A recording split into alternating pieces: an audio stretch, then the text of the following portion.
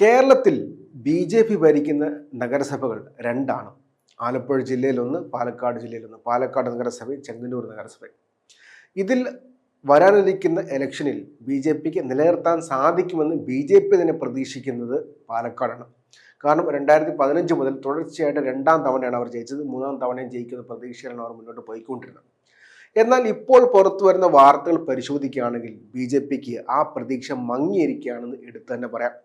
കാരണം എന്താണെന്ന് വെച്ച് കഴിഞ്ഞാൽ കോൺഗ്രസിനെ വെല്ലുന്ന ഗ്രൂപ്പ് തർക്കമാണ് പാലക്കാട് ബി.ജെ.പിക്കുള്ളിൽ. അതുമാത്രവുമല്ല, കഴിഞ്ഞ നിയമസഭാ ബൈ ഇലക്ഷനിൽ വിജയിക്കുമെന്ന് പ്രതീക്ഷയെടുത്ത് കയ്യിലുണ്ടായിരുന്ന വോട്ട് പോവുകയാണ് ബി.ജെ.പിക്ക് ചെയ്തത്.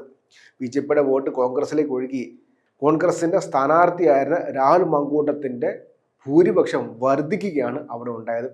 അങ്ങനത്തെ ഒരു നീക്കമാണ് അവിടെ നടന്നത്. അതിനുശേഷം പിന്നെ കാര്യങ്ങൾ അത്ര ശുഭകരമല്ല. ഈസിയായിട്ട് ജയിച്ചു എന്ന് പ്രതീക്ഷ നിർത്തിയ സ്ഥാനാർത്ഥിയാണ് ഒരുപാട് വോട്ട് പുറകിലോട്ട് ഇറങ്ങിയത്. CPIM ഒന്നുകൂടെ ആഞ്ഞ് വർക്ക് ചെയ്തിരുന്നെങ്കിൽ ബി.ജെ.പി. മൂന്നാം സ്ഥാനത്തേക്ക് വീണ് പോയനെ എന്ന് കൂടി പറയുന്നുണ്ട്. സരിൻ കഴിഞ്ഞ പ്രാവശ്യത്തേക്കാൾ വോട്ട് കൂട്ടിയെങ്കിലും ബി.ജെ.പിയെ വെട്ടാനുള്ള വോട്ട് അദ്ദേഹത്തിന് പിടിക്കാൻ സാധിച്ചിരുന്നില്ല. പക്ഷേ എന്നിരുന്നാൽ പോലും 2021 ഇലക്ഷൻ പരിശോധിക്കുമ്പോഴത്തേക്കും ബി.ജെ.പിക്ക് വലിയ തകർച്ചയാണ് പാലക്കാട് ഉണ്ടായത്. അതിനുശേഷം പിന്നെ തുടങ്ങിയ അപസ്വരങ്ങൾ ഓരോന്നോരോന്നെ പുറത്തു വന്നുകൊണ്ടിരിക്കുകയാണ്. ഇപ്പോൾ ശക്തമായ തമ്മിലടിയാണ് പാലക്കാട് ബി.ജെ.പിക്കകത്തുള്ളത്.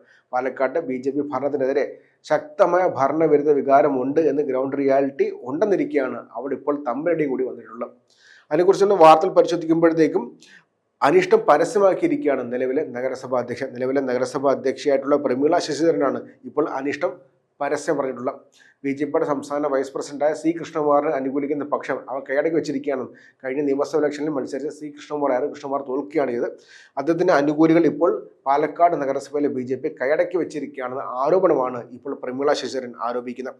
ഇത് മാത്രമല്ല, പ്രമീള ശശിധരന്റെ സ്വന്തം വാർഡിലെ സ്ഥാനാർത്ഥി നിർണ്ണയം പോലും അവരെ അറിയിച്ചില്ല എന്നുള്ള ആക്ഷേപം കൂടി അവർ പറയുന്നുണ്ട്. മാത്രമല്ല, ചെയർപേഴ്സണായിരിക്കെ തന്നോടൊരു വാക്ക് പോലും പറഞ്ഞില്ല. എന്തായാലും താൻ ക്രൂശിക്കാൻ ഉദ്ദേശിക്കുന്നില്ലെന്നും ബി.ജെ.പിക്ക് വേണ്ടി പ്രവർത്തനത്തിനിറങ്ങും, തൻ്റെ 2 വാർഡിൽ താൻ മത്സരിച്ച 2 വാർഡുകളിൽ മാത്രമായിരിക്കും പ്രവർത്തനത്തിനിറങ്ങുക, പാർട്ടി വിടുന്ന കാര്യം ആലോചിച്ചിട്ടില്ലെന്ന് ഇപ്പോൾ പ്രമീള ശശിധരൻ ഇപ്പോൾ വ്യക്തമാക്കിയിട്ടുണ്ട്. എന്ന് വെച്ച് കഴിഞ്ഞാൽ തുടർച്ചയായിട്ട് ഭരിച്ചുകൊണ്ടിരുന്ന ഒരു നഗരസഭയിൽ ഇപ്പോൾ തമ്മിലടി രൂക്ഷമായിരിക്കുകയാണ് ബി.ജെ.പിയുടെ കാര്യത്തിൽ. കോൺഗ്രസിനെ വെല്ലുന്നത് നേരത്തെ പറഞ്ഞിരുന്നു, ഒരു തരത്തിൽ യാഥാർത്ഥ്യമാണ്. കോൺഗ്രസിനെ വെല്ലുന്ന രീതിയിലാണ് പാലക്കാട് ബി.ജെ.പിയിലെ ഇപ്പോഴത്തെ ഗ്രൂപ്പ് തർക്കം. കഴിഞ്ഞ 2 തവണവും അധികാരത്തിലെ പാലക്കാട് നഗരസഭയിൽ ഏറെ തർക്കങ്ങൾക്കും ചർച്ചകൾക്കും ഒടുവിലാണ് തിങ്കളാഴ്ച വൈകിട്ട് ബി.ജെ.പി. സ്ഥാനാർത്ഥികളെ പ്രഖ്യാപിച്ചത്. മറ്റ് പലയിടങ്ങളിലും മാസങ്ങൾക്ക് മുൻപ് തന്നെ സ്ഥാനാർത്ഥികളെ പ്രഖ്യാപിച്ച് ബി.ജെ.പി. വർക്ക് ആരംഭിച്ചിരുന്നു. തിരുവനന്തപുരം നഗരസഭയിൽ പ്രത്യേകിച്ച് വർക്ക് ആരംഭിച്ചിരുന്നു. ആ സമയത്താണ് നിലവിൽ ഭരിച്ചുകൊണ്ടിരിക്കുന്ന ഒരു നഗരസഭയിൽ ബി.ജെ.പി. ഇങ്ങനെ പുറമോട്ട് പോയിട്ടുള്ളത് കാര്യം എടുത്ത് പറയേണ്ടതാണ്. മാത്രമല്ല, കഴിഞ്ഞ ഭരണസമിതിയിലെ വൈസ് ചെയർമാൻ E. കൃഷ്ണദാസ്, ആരോഗ്യകാര്യ സ്ഥിരസമിതി അധ്യക്ഷൻ P. സ്മിതേഷ് തുടങ്ങിയവർ പട്ടികയിൽ ഇടം പിടിച്ചെങ്കിലും നിലവിലെ നഗരസഭാ അധ്യക്ഷ പ്രമീള ശശിധരനെ ഒഴിവാക്കുകയാണ് ഉണ്ടായത്. അതുകൂടി എടുത്ത് പറയേണ്ട കാര്യമാണ്. നിലവിലെ നഗരസഭാ അധ്യക്ഷയെ ഒഴിവാക്കിയിട്ടാണ് ബി.ജെ.പി. ഇപ്പോൾ സ്ഥാനാർത്ഥി പട്ടിക പ്രഖ്യാപിച്ചിട്ടുള്ളത്. രാഹുൽ മങ്കൂട്ടത്തിൽ MLA-ക്കൊപ്പം വേദി പങ്കിട്ട പ്രമീളയെ മത്സരിപ്പിക്കരുതെന്ന് പാർട്ടി ഇന്ന് നേരത്തെ തന്നെ ഒരു ഭാഗം ആവശ്യപ്പെട്ടിരുന്നു കൂടി വ്യക്തമാക്കിയിട്ടാണ് ഇപ്പോൾ കാര്യങ്ങൾ പുറത്തു വന്നിരുന്നത്.